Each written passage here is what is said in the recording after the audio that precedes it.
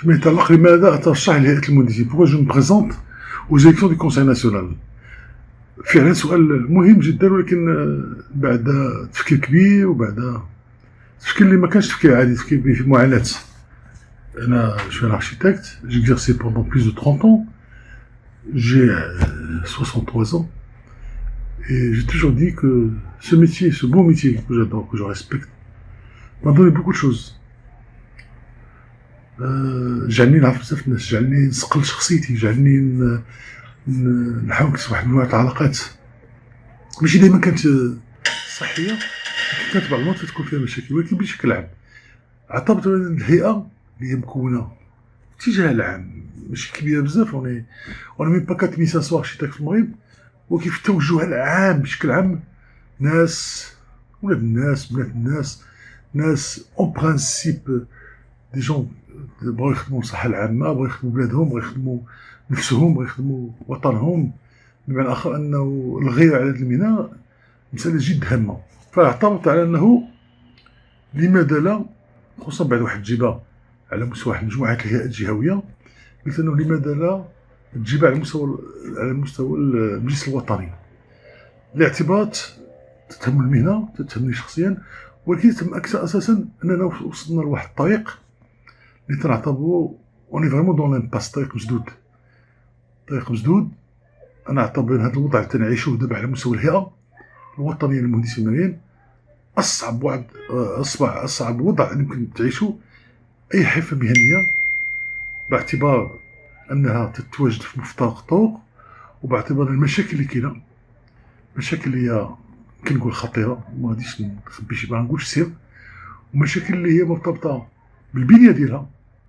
ستركتوريل، بالممارسه فيها، بمدى التعامل مع كل القوانين وكل المسائل اللي تتسير هذه الهيئه. غتقول لي هذا الشيء فاغ، وي فاغ، ولكن يمكن نفسر لك حاجه بحاجه باش نحاول نبين للاخوان اللي معوض عليهم دابا ان خصهم يعبروا صوتهم. وهنا غنفتح واحد القوس باش نكون واضح، اللي صوت عليا مرحبا، واللي ما صوتش عليا مرحبا، لأن الفكرة ديالي ماشي، الهدف ديالي ماشي هو هذا، الهدف ديالي ليس لي هدف أنا نتقلد شي منصب كبير ولا شي مسؤولية ولا شي حاجة، هادشي عنده السياسة وعنده الأحزاب، كاين معترك آخر، ولكن الهدف ديالي هو في آخر أيامي،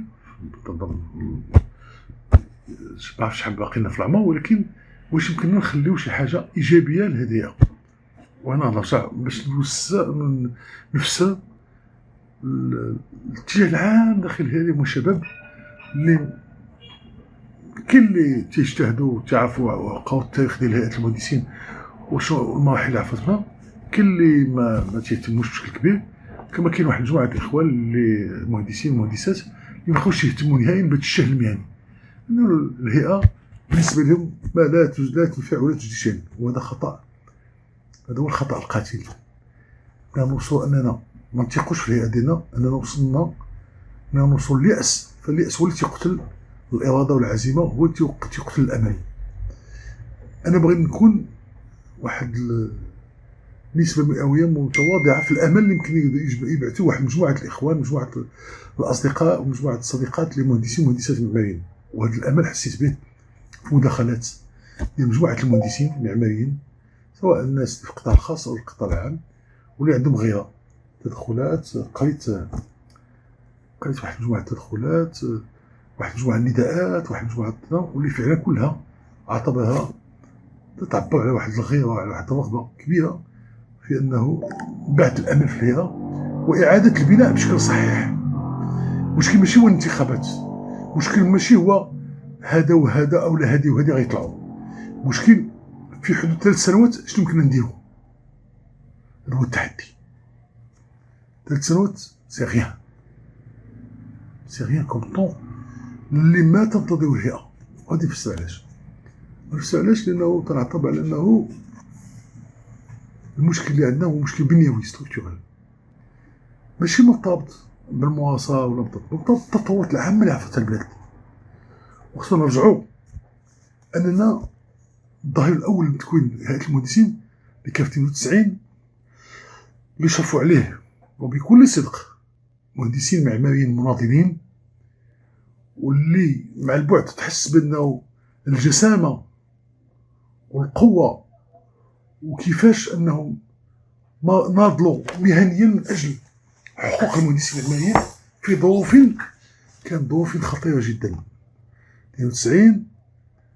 عهد ديال الرئيس البصري، المغرب كان بداية محاولة الصلح وبشكل ضعيف، الحريات الديمقراطية والحريات المهنية تمارس بشكل ضعيف جدا، لم يكن هناك توجه من أجل المجتمع الديمقراطي. ولكن بدات المسائل الأولية بدات من 92 من تكوين الهيئات الحقوقية، من أجل تكوين فتح نقاشات عمومية داخل المجتمع، من أجل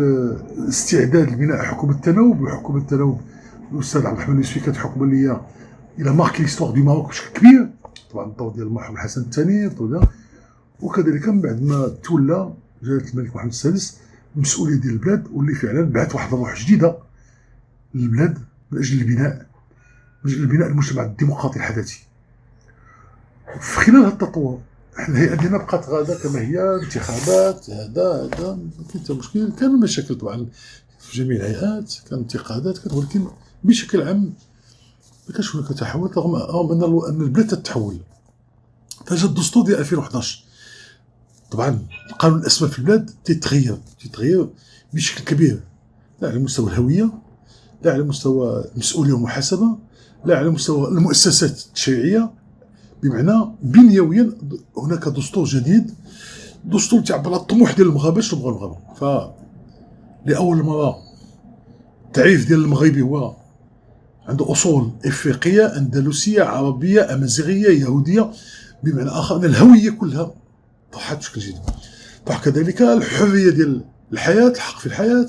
حرية التعبير ضمن هذا الدستور، مجموعة المؤسسات خذت الطابع الدستوري،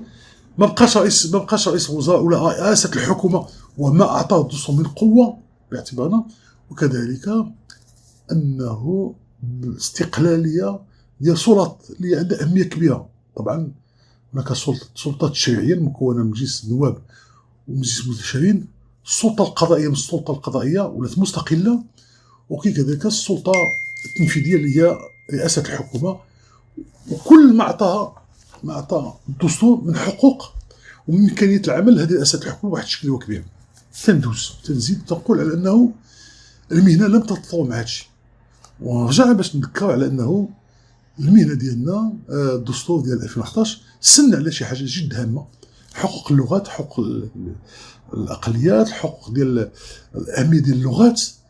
ترخيص والترصيد ديال اللغة الأمازيغية كلغة ثانية في الوطن بعد اللغة العربية، واللي هي مهمة جدا. الحمولة الثقافية ديال التراث الأمازيغي اللي تيعبر تراث كبير في المغرب، التراث الصحراوي، التراث الأندلسي، التراث اليهودي اللي توا عنده أهميته كبيرة بالنسبة للتاريخ